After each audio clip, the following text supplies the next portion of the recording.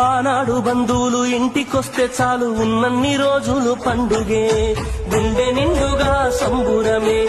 ఆరు బయట నులక మంచంపై పడుకొని కబురులెన్నో చెప్పుకుంటుంటే మనసు నిండుగా సంతోషమే.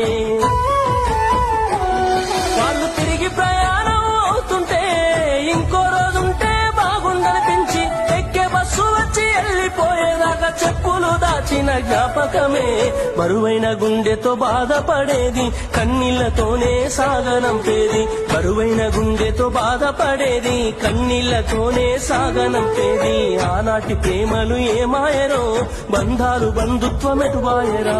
డబ్బు బంధాలే మిగిలేనురో, మనుషులే దూరమయ్యేనురా.